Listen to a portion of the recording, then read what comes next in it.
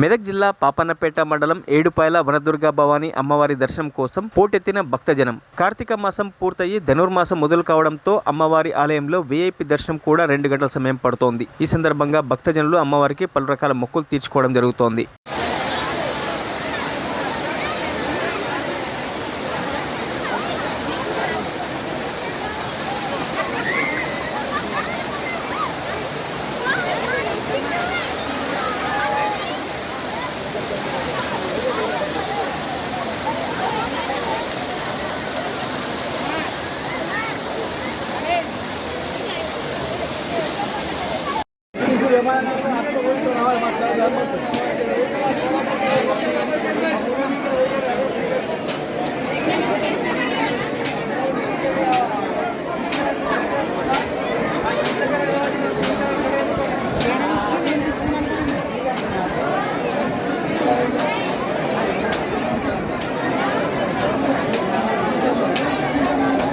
మరిన్ని అప్డేట్స్ కోసం మా ఛానల్ని సబ్స్క్రైబ్ చేయండి.